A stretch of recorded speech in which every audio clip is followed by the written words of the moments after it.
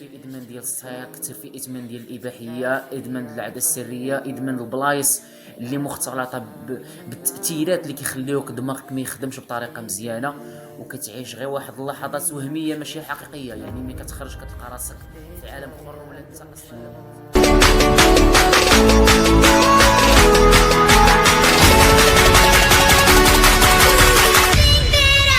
كل واحد فينا وعنده واحد الادمان اللي مأثر له على الحياه ديالو. يعني معنى الادمان يعني شي حاجه كتعلق بها بزاف ولا كتبغيها بواحد الدرجه اللي كبيره. وكل واحد فينا عنده واحد الادمان، وداك الادمان هو اللي بحد ذاته كيعطيه واحد الوجهه على الشخصيه ديالو وعلى الافعال اللي عنده ولا شنو كيدير. يعني كاينين ادمانات ايجابيه وكاين ادمان سلبي. كاينين الناس مدمنه بطريقه زوينه بطريقه ايجابيه، كاينين الناس مدمنه بالنسبه لي انا المحتوى ديالي ديال السبور مدمن على السبور بنسبه اللي كبيره، وكاينين الناس اللي مدمنين على السبور ولكن واخا هكاك ما كاملينش بانه كيحافظ على صحته حتى من الداخل. ما علينا داك الموضوع بحديته.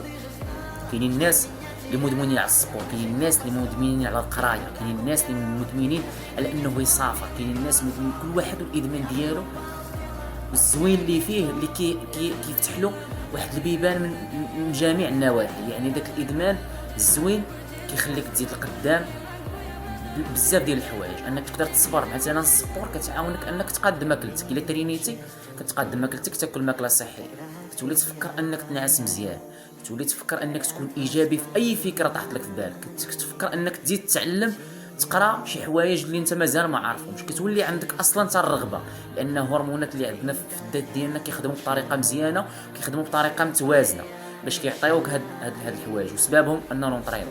الناس اللي كتقرا مدمنه على القرايه، كاينين الناس اللي كتقرا بزاف تبارك الله، كتلقى مثلا تيقرا كتاب مثلا 24 ساعه ولا على حسب كل واحد وكيفاش، على حسب الكتاب والكميه ديال الوراق في داك الكتاب.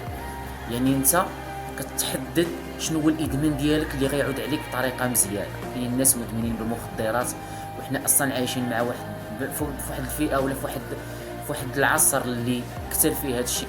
عايش واحد العيشه اللي بحال نقولوا مثلا كنتي مثلا فقير ولا كنت النوع ديال الماديات ديالك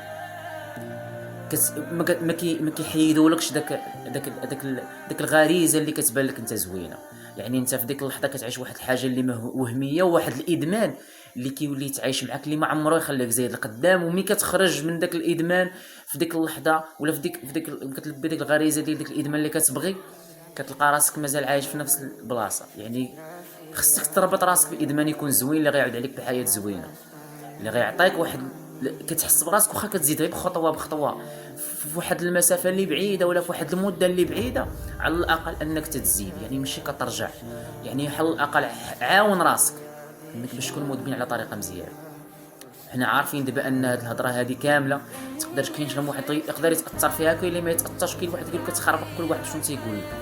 ولكن انت في التالي كتعرف انت راسك انت اصلا انسان عندك عقل، كتميز كتفكر.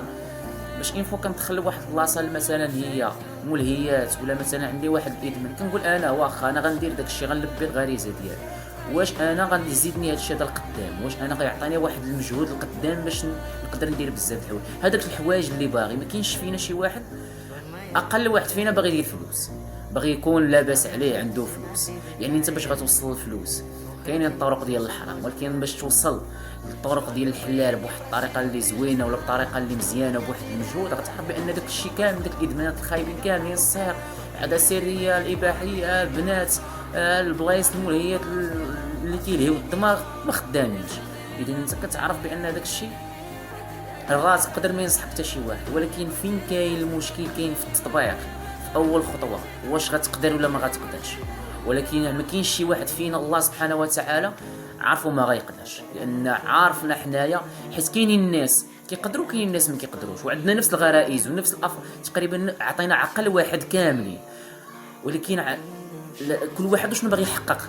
يعني التحقيق انت غتختار شنو غتحقق في واحد الحاجه. يعني داك التحقيق هو اللي غيعطيك شنو انت هو اللي غيعاونك باش انك توصل لديك النتائج اللي زوينين. وحتى الا تعلقتي بحوايج زوينين، دوك الحوايج الغرائز الخايبه اللي كيبانوا بزاف د الناس بانهم شي حاجه اللي واعره، انت ما كيجيوكش اصلا زوينين، لانك كتعرف الحقيقه شنو هي، كتعرف فين بصح غادي نعرف الوجهه ديالي. كنتمنى اي واحد ياخذ واحد الفكره اللي زوينه.